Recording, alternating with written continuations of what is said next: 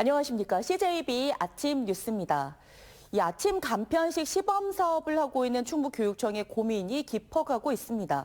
학생들의 선호도는 높은데 재정 여건이 급속도로 악화되고 있기 때문인데요. 충북교육청은 내년 상반기까지 시범 운영을 해본 뒤에 확대 여부를 최종 결정한다는 방침입니다. 조상우 기자입니다. 아침 간편식 제공은 지난 교육감 선거 과정에서 당시 윤건영 후보가 단일화 상대였던 김진균 후보의 대표 공약을 수용한 것입니다. 중고생 아침 결식률이 20% 안팎인 현실에서 성장기 학생들의 건강과 오전 공부에 집중할 수 있는 역량을 챙겨주자는 차원입니다. 시범 사업은 지난 6월부터 9개 초중고에서 시작됐습니다. 수요 조사 결과 매달 평균 배식 인원은 930여 명으로 시범학교 전체 학생의 25%나 됩니다. 최근 충북교육청이 학생들을 대상으로 한 설문조사에서도 응답자 11,000여 명 가운데 75%가 아침 간편식 제공을 희망할 정도로 학생 만족도가 높게 나왔습니다. 문제는 교육 재정이 급속도로 악화되고 있다는 데 있습니다. 아침 간편식 사업에 필요한 예산은 대략 한 해 200억 원 정도인데 충북교육청은 세수 감소 여파로 내년 본 예산을 세우면서 일종의 비상금 성격인 기금에서 3,880억 원을 꺼내 써야 할 정도로 재정 여건이 좋진 않습니다. 그 여파로 충북교육청은 내년에 아침 간편식 시범 운영을 확대하지 못하고 현재 9개 학교가 1학기만 더 운영한 후 최종 결론을 내는 것으로 예산을 세웠습니다. 최종적으로 상반기에 25년도 상반기에 종합적으로 면밀하게 구체적으로 결정을 해서 방향성을 제공하려고 합니다. 아침 간편식은 취지는 좋지만 예산이 많이 들고 한번 시작하면 되돌리기 어려운 성격의 복지 사업입니다. 공약 이행에 쫓겨 무리한 결정을 하기보다는 재정 여건과 현실적인 대안을 두루 검토해야 한다는 지적이 나옵니다. CJB 조상우입니다. 통합 청주시가 출범한 지 10년이 지났지만 농업기술센터는 여전히 두살림 생활을 하고 있습니다. 이에 청주시 농업기술센터 자리인 강서동에 도시농업관을 두고 있지만 실제로 내는 실습 등 상당 부분의 업무가 남일면의 농업기술센터에서 진행하고 있어 통합이 필요하다는 내 외부의 목소리가 나오고 있습니다. 김세희 기자입니다.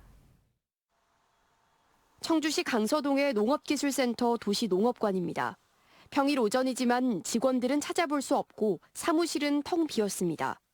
이곳에서 근무하는 직원은 13명이 전부인데 이들은 주로 시민에게 농업과 관련된 교육과 체험 등을 담당하고 있습니다. 하지만 수업의 특성상 실습과 체험 대부분을 남일면의 농업기술센터 본관이나 외부에서 진행하고 있어 건물이 비어있는 시간은 더 늘어납니다. 축제를 여기서 하지는 않잖아요. 다른 데 가서 하니까 그 축제장에 구성 준비를 하든지 이런 거는 시장을 오래 나가 있을 수밖에 없죠. 이런 비효율적인 상황이 벌어진 건 10년 전 청주시와 청원군 통합 시점으로 거슬러 올라갑니다. 당시 남일면 옛 청원군 농업기술센터는 통합 청주시 농업기술센터로 간판을 바꿔 달면서 본관이 됐고 강서동의 옛 청주시 농업기술센터는 도시농업 활성화를 취지로 도시농업관으로 만들어 한 개 부서를 존치시켰습니다. 그런데 정작 도시농업 실습은 상당 부분 이곳이 아닌 본관에서 진행되고 있는 겁니다. 농업기술센터의 주요 행사인 도시농업 페스티벌을 비롯해 농업 관련 행사 대부분도 마찬가지입니다. 더구나 도시농업관 청사 유지와 관리를 위해 한 해 적지 않은 예산이 투입되면서 이중 낭비 요인이라는 내 외부의 목소리가 나오고 있습니다. 이달 말 청주시의회 행정사무감사에서도 청주시 농업기술센터의 두살림 문제가 다뤄질 것으로 보이는 가운데 청주시가 개선책을 내놔야 할 것으로 보입니다. CJB 김세희입니다.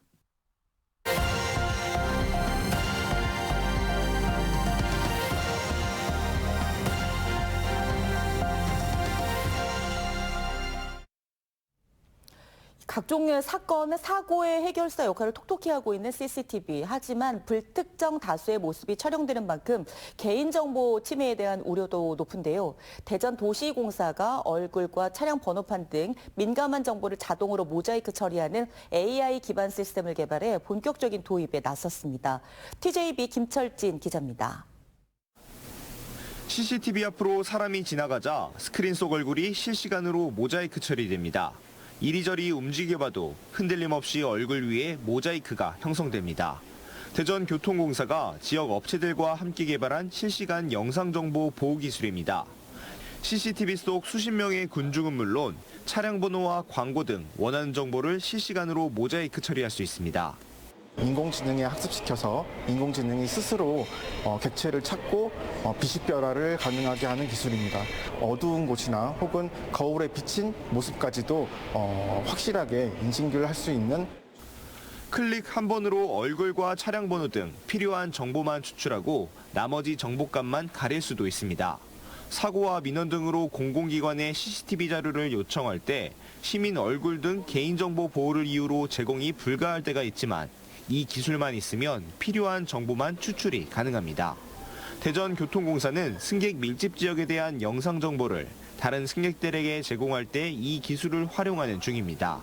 교통약자가 주로 이용하는 엘리베이터와 그 승객 밀집 지역에 개인정보가 보호받고 있는 영상을 실시간으로 표출함으로써 대중교통의 공공 서비스 품질을 향상시키고자 도입하게 되었습니다. 이번 비식별화 시스템은 별다른 장비 없이 기존 CCTV 영상 시스템에 바로 적용할 수 있어 다른 공공기관 등에서도 활용성이 높을 것으로 기대됩니다.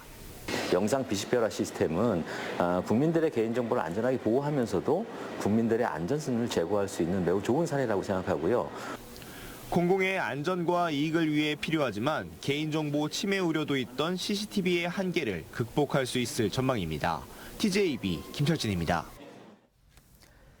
충청북도가 영동 중화사 지장 시황도를 지역의 유형문화유산으로 지정합니다. 영동 중화사는 통일신라시대에 건립된 사찰로 지장 시황도는 조선 후기인 1690년 대웅전에 봉안하기 위해 조성된 불화입니다. 이 그림은 그림 상단의 하늘과 하늘꽃 등은 17세기와 18세기 초 불화의 성격이 그대로 남아있고 인물의 얼굴과 신체를 원형에 가깝게 재현한 점이 특징입니다. 지장시황도는 2013년 영동 중화사의 마룻바닥 아래에서 승려들에 의해 발견됐습니다. 청주시가 지역 화폐인 청주페이의 부정 유통 행위에 대해 집중 단속을 예고했습니다. 시는 오늘부터 다음 달 20일까지 청주페이 운영 대행업체와 함께 단속반을 편성하고 가맹점별로 결제 자료 등을 토대로 사전 조사를 진행한다고 밝혔습니다. 단속 대상은 등록 제한 업종 운영과 매출액 이상의 결제, 청주페이 결제 거부 등의 행위입니다. 청주시는 부정 유통 행위가 적발될 경우 최고 2천만 원의 과태료를 부과하는 한편 경찰에 수사 의뢰도 진행한다고 설명했습니다. 충북경찰청이 이번 주부터 연말연시 음주운전 특별단속에 돌입합니다. 이번 단속은 주요 번화가와 음주운전 위험 구간을 중심으로 진행되고 경찰은 경각심을 높이기 위해 단속 장소를 수시로 변경할 계획이라고 밝혔습니다. 한편 경찰은 기동대 등 가용 경력을 투입해 일제 단속도 불시 진행할 예정으로 집중 단속은 내년 1월까지 이어진다고 설명했습니다. 민간 나눔 봉사단체인 민들레 봉사대가 소외계층을 위한 김장 나눔 봉사활동을 열었습니다. 지난 이틀간 봉사활동을 통해 민들레 봉사단은 독거노인 80가구에 가구당 20kg의 김치를 전달하고 청소년 쉼터와 장애인 시설 등 모두 1,740kg의 김치를 전달했습니다. 민들레 봉사단은 회원들의 자발적인 참여로 매년 소외된 이웃들에게 나눔을 실천하고 있습니다. 청주지법 형사 1단독은 길거리에서 일면식 없는 20대 여성을 따라다니며 성매매를 제하는 60대 남성 A씨에게 징역 1년을 선고했습니다. A씨는 지난해 8월 10일 오후 5시 40분쯤 청주시 상당구의 한 횡단보도 앞에서 신호 대기 중이던 20대 여성을 130m가량 따라다니며 예쁘다고 희롱하거나 자신과 성매매를 하자고 말을 건넨 혐의로 재판에 넘겨졌습니다.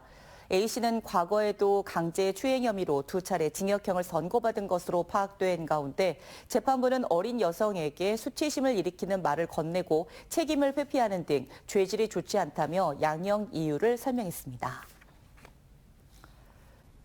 CJB 아침 종합 뉴스를 마칩니다. 고맙습니다.